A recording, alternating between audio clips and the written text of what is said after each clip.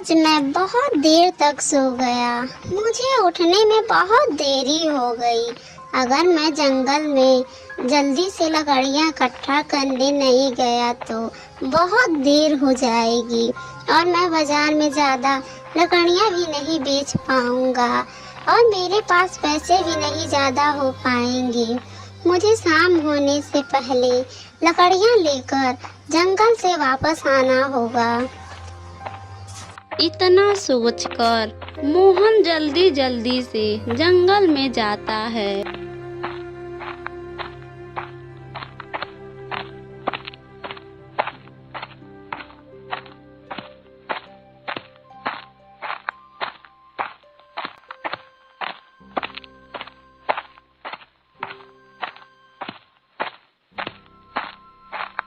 अरे ये क्या है? बड़ी अजीब संदूक है।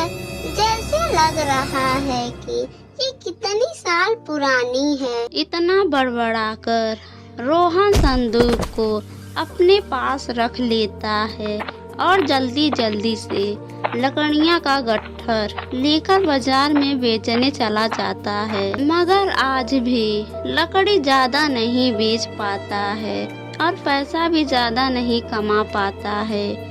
ये सब देखकर रोहन बहुत उदास हो जाता है। आज भी लकड़ियाँ कुछ अच्छा खासा नहीं बिकी, जिसकी वजह से अच्छे पैसे नहीं मिल सके।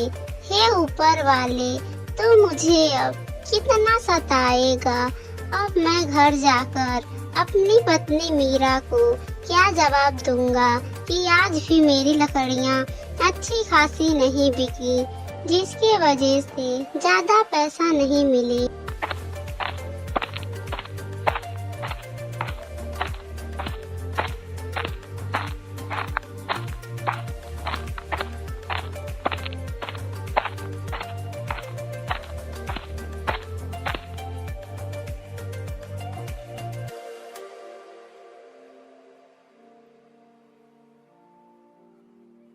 क्या हुआ जी, आज फिर इतने ही पैसे मिले?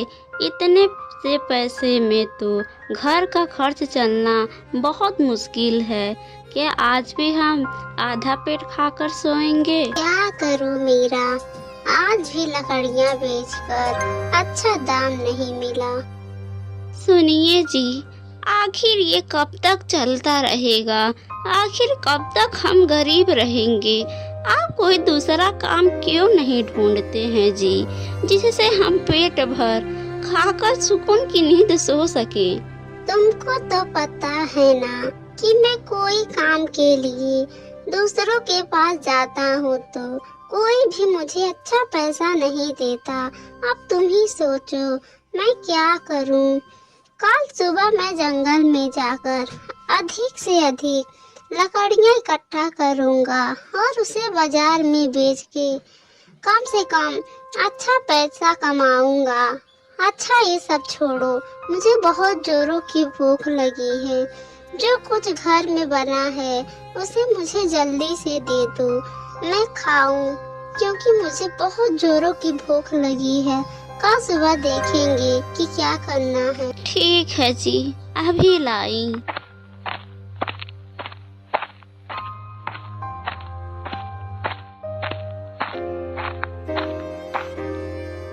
आज बस इतना ही है घर में। ठीक है, कोई बात नहीं, आओ तुम भी मेरे साथ खा लो। फिर रोहन और उसकी पत्नी साथ में मिलकर खाना खा लेते हैं और वो दोनों सोने के लिए बिस्तर लगा लेते हैं और रोहन की पत्नी बिस्तर पर लेटते ही गहरी नींद में सो जाती है, मगर रोहन को चिंता के कारण नींद नहीं आ रही थी। तभी रोहन की नज़र सामने रखे संदूक पर पड़ती है, जो उसने जंगल से आते हुए रास्ते में पाया था।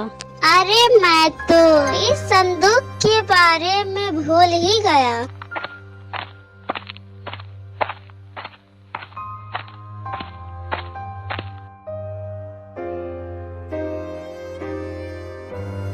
बड़ी ही अनोखी संदूक है। और फिर रोहन उस संदूक को खोलकर देखता है तो उसमें एक पत्र मिलता है, जिसे निकालकर रोहन पढ़ने लगता है। आज तुम्हारा भाग्य बदलने वाला है। कल सुबह होते ही तुम्हें बहुत सारा अनमोल खजाना मिलने वाला है, जिसके कारण तुम बहुत अमीर हो जाओगी। अब तुम गरीबी में नहीं जियोगे। भला ऐसा कुछ होता है क्या जो इस पत्र में लिखा है असल में हो जाए? तभी संदूक से एक तेज रोशनी निकलती है, जिसके वजह से रोहन उस संदूक के अंदर चला जाता है, जो एक अनोखी दुनिया होती है। अरे ये मैं कौन सी दुनिया में आ गया और ये कौन सी जगह है? यह सब देखकर रोहन बहुत ही ज्यादा डर जाता है। उसे समझ में नहीं आ रहा था कि ये सब क्या हो रहा है। कहीं उस संदूक से जो पत्र मिला है उसमें लिखी बातें सच तो नहीं? क्या सचमुच मेरी भाग बदलने वाला है? क्या मुझे अनमोल खजाना मिलने वाला है? क्या मैं रातों रात अमीर हो जाऊंगा? अगर ऐसा हो गया तो मैं और मेरी मीरा एक सुखी जीवन बिताएंगे। और फिर रोहन घबराते हुए इधर उधर देखने लगता है। तभी रोहन की नजर वहाँ पर रखे बहुत बड़े संदूक पर पड़ती है, और वह इतना बड़ा संदूक को देखकर बहुत ही ज्यादा भयभीत हो जाता है। बाप रे बाप, इतना बड़ा संदूक! फिर वह संदूक को जैसे ही खोलता है तो उसमें से बहुत तेज चमकीली रोशनी निकलती है। अरे अरे, ये कैसी रोशनी है? फिर रोहन डर से कांपते हुए उस संदूक को खोलता है तो उसे संदूक में एक पत्र मिलता है, जिसमें हिरन का आधा चित्र बना होता है। यह देखकर रोहन सोच में पड़ जाता है। अरे यह क्या, हिरन का आधा भाग का चित्र, लेकिन बाकी का आधा भाग कहाँ गया? कहीं ये चित्र मुझे खजाने तक पहुँचने में रास्ता तो नहीं बता रहा? रोहन सोच समझकर हिरन का आधा भाग का चित्र अपने पास रख लेता है और आगे चलने लगता है।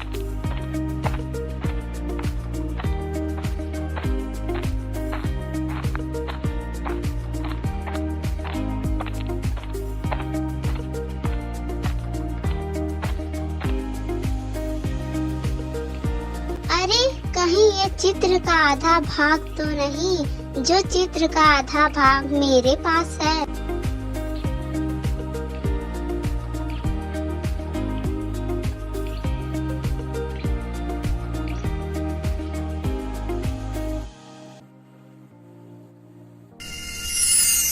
तभी रोहन चित्र के पीछे वाले भाग में लिखे शब्द को पढ़ता है। अरे पहाड़ का चित्र, इसमें ये क्या लिखा हुआ है?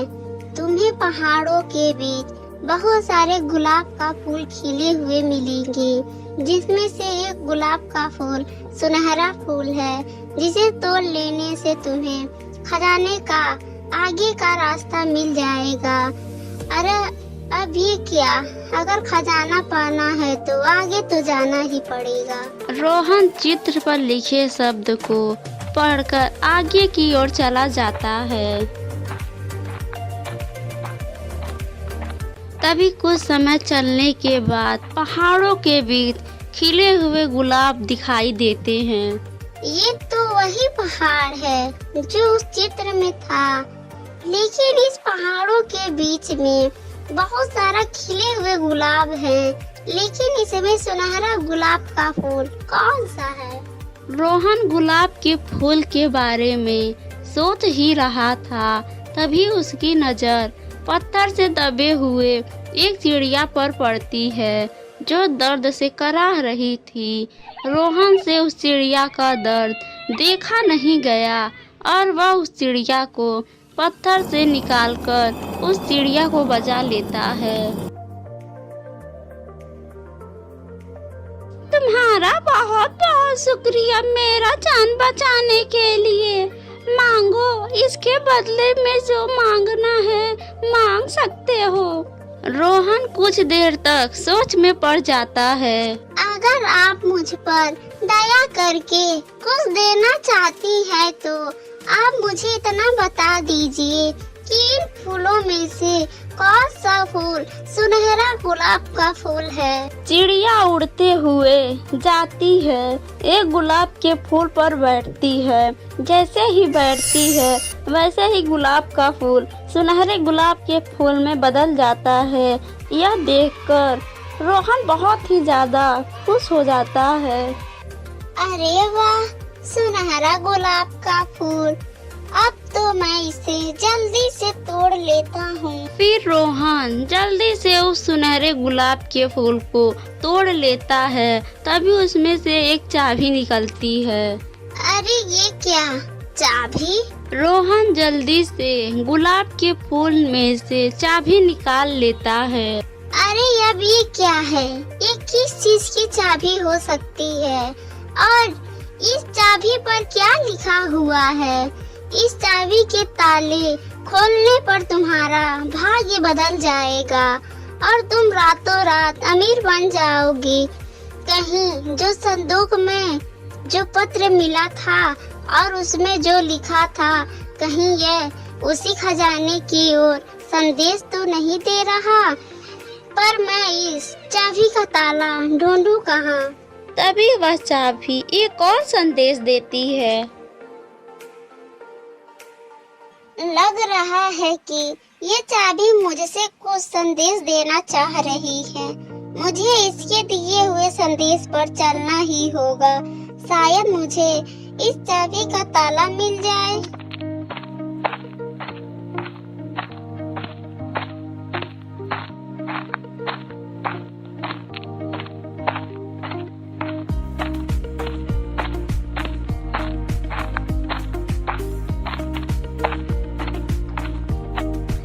शायद ये वही ताला है जिसकी चाबी मेरे पास है। मुझे जल्दी से यह ताला जो मेरे पास चाबी है उससे खोलना चाहिए। फिर रोहन जल्दी जल्दी से ताला खोलता है, जिसके कारण गुफा का दरवाजा खुल जाता है। इसमें बहुत सारा अनमोल खजाना होता है, जिसे देखकर रोहन चकित रह जाता है।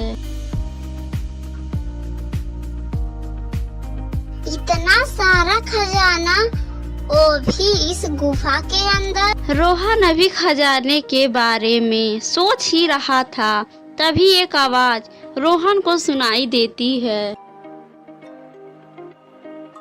ये सारा खजाना तुम्हारा है, तुम सारा खजाना ले जा सकते हो। रोहन उस खजाने में से कुछ ही सोना उठा लेता है।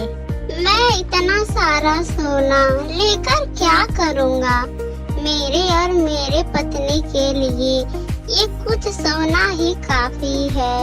और ये सुनहरा गुलाब का फूल, मैं इसे अपने साथ अपने घर ले जाता हूँ। रोहन इतना कह ही रहा था कि तभी एक तेज चमकीली रोशनी होती है और रोहन संदूक से बाहर अपने घर आ जाता है।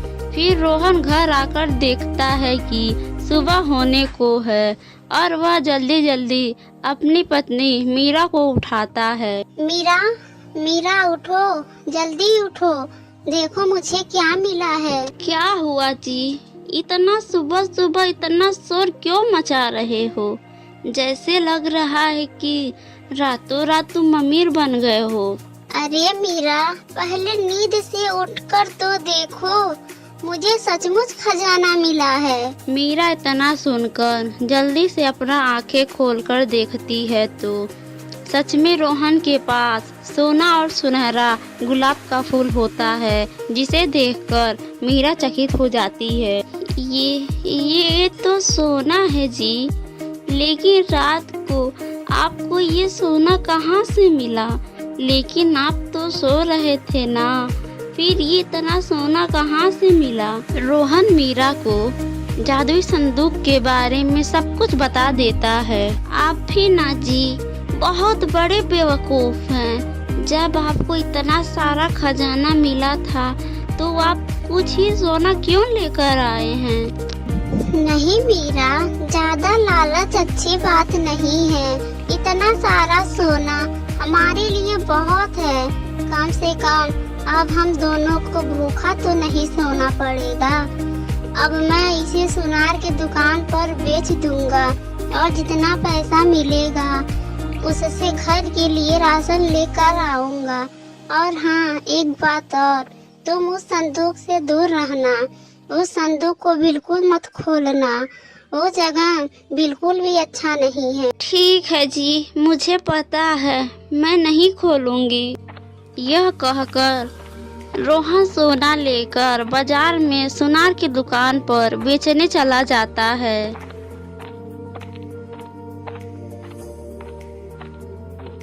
लेकिन उसके चले जाने के बाद रोहन की पत्नी के मन में लालच आ जाता है। ये भी ना बिल्कुल भी समझदार नहीं है, एकदम बेवकूफ है।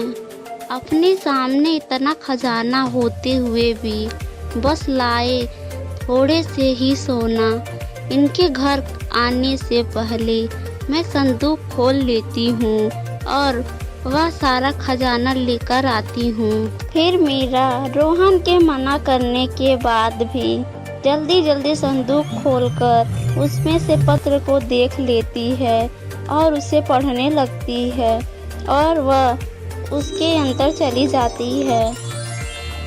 अरे वाह, मैं तो इस अनोखी दुनिया में आ गई, लेकिन वह अनमोल खजाना कहाँ मिलेगा? तभी उसे एक और संदूक मिलता है।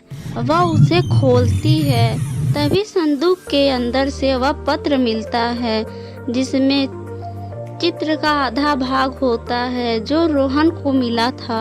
अरे ये क्या, यह चित्र का तो आधा ही भाग है, लेकिन इसका आधा भाग कहाँ मिलेगा? एक काम करती हूँ, मैं इसे अपने पास रख लेती हूँ। फिर मीरा चित्र का आधा भाग लेकर आगे चली जाती है और कुछ दूर चलने पर जब उसे थकान होने लगता है तो वह एक पेड़ के नीचे बैठकर आराम करने लगती है। तभी उसकी नज़र पेड़ पर लटका हुआ चित्र का आधा भाग पर पड़ता है। अरे ये चित्र कैसा है? कहीं ये वही भाग चित्र का तो नहीं जिसका आधा भाग मेरे पास है? तभी मीरा उस चित्र का आधा भाग अपने पास चित्र से जोड़ देती है और वह चित्र पूरा हो जाता है। अरे वाह, ये तो चित्र मिल गया।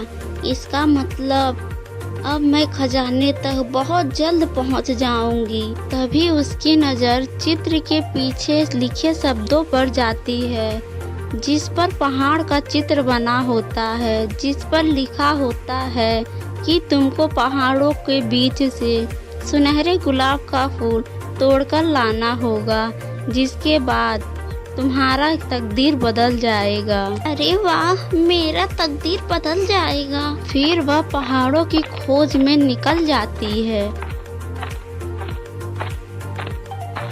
तभी उसे वह पहाड़ दिखाई देता है जिस पर बहुत सारे गुलाब के फूल खिले हुए थे। अरे वाह, पहाड़ भी मिल गया और गुलाब का फूल भी। पर इतना सारा गुलाब के फूलों में से कैसे पता चलेगा कि सुनहरा फूल कौन सा है? तभी उसे पहाड़ों के बीच एक पत्थर से दबी हुई चिड़िया दिखाई देती है जो दर्द से कराह रही थी और वह उसकी ओर जरा ध्यान नहीं देती है और सुनहरे गुलाब का फूल ढूंढ रही थी। तभी वह चिड़िया कहती है, कोई मुझे पत्थर से बाहर निकालो, नहीं तो मैं मर जाऊंगी। कोई मेरी मदद करो, मुझे इस पत्थर से बाहर निकालो। मीरा चिड़िया को पत्थर के नीचे दर्द से चीखते हुए देखती है, लेकिन फिर भी उसे पत्थर से बाहर नहीं निकालती है। मुझे पता है कि सुनहरा गुलाब का फूल कौन सा है। इतना सुनते ही मीरा चिड़िया को पत्थर से बाहर निकाल देती है। फिर चिड़िया उड़ती हुई जाती है और गुलाब के फूल पर बैठती है। चिड़िया जैसे ही गुलाब के फूल पर बैठती है, गुलाब का फूल सुनहरा फूल हो जाता है।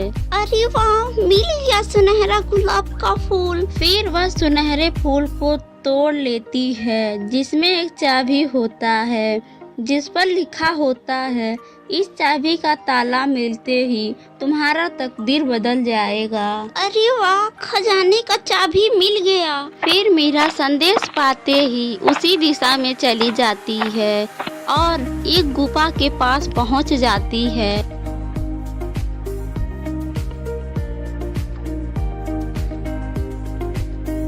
और वह उस चाबी से ताला खोलती है और ताला खोलते ही गुफा का दरवाजा खुल जाता है। गुफा के अंदर इतना सारा खजाना देखकर मीरा की आंखों के सामने अंधेरा छा जाता है। अरे वाह, खजाना, इतना सारा खजाना, ये सारा खजाना मेरा होगा और मैं रातों रात सबसे अमीर हो गई। तभी गुफा से एक आवाज आती है, ये सारा खजाना तुम्हारा है, तुम इसमें से जितना चाहे उतना खजाना ले जा सकती हो। मीरा का लालच और बढ़ जाता है और वह जल्दी जल्दी सोना लेने लगती है। मीरा की लालच के कारण गुफा का दरवाजा बंद हो जाता है। अरे, दरवाजा कैसे बंद हो गया? अब मैं घर कैसे जाऊंगी? मीरा डर के कारण जोर जोर से चीखने व चिल्लाने लगती है, पर कोई भी उसकी आवाज को सुन नहीं पाता है। और रोहन घर जब पहुंचता है तो देखता है कि उसकी पत्नी घर पर कहीं दिखाई नहीं दे रही है। वह तुरंत समझ जाता है, लगता है मेरी पत्नी ने संदूक खोला था और अनोखी दुनिया में चली गई है। हे ऊपर वाले, अब क्या होगा? अब मैं क्या करूं? पर वह संदूक कहाँ गई? हे ऊपर वाले, अब मैं मीरा को कहाँ ढूंढूं? तभी उसकी नजर सुनहरे गुलाब के फूल पर पड़ती है और वह सुनहरे गुलाब के फूल को लेकर अपनी पत्नी को ढूंढने चला जाता है।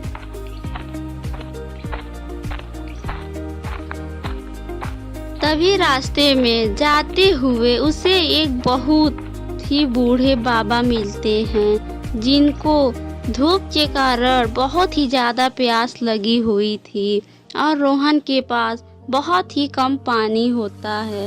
सुनो बेटा, मुझे बहुत ज्यादा प्यास लगी है, क्या तुम्हारे पास पीने के लिए पानी है? हाँ बाबा, मेरे पास इतना ही पानी है, लो इसे पी लो। तुमने मुझे पानी पिलाकर मेरे प्राणों की रक्षा की है। बोलो बेटा, तुमको क्या चाहिए? बाबा जी, मुझे कुछ नहीं चाहिए, मुझे बस मेरी पत्नी मीरा वापस चाहिए।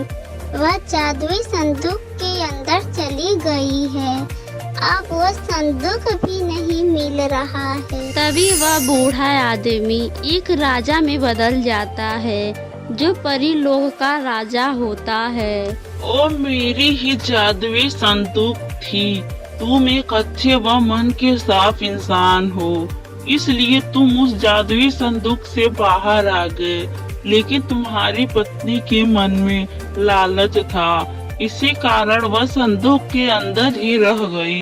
मैं अपनी पत्नी की तरफ से आपसे माफी मांगता हूँ।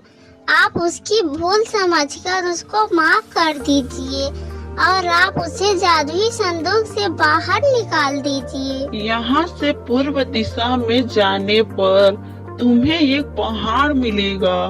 यह सुनहरा गुलाब का फूल तुम वहीं पर रख देना, जिसके बाद तुम्हारी पत्नी जादुई संदूक से बाहर आ जाएगी। आपका बहुत बहुत शुक्रिया। फिर रोहन पूरब दिशा में जाकर पहाड़ पर वह फूल रख देता है और देखता है कि उसकी पत्नी उसके सामने होती है।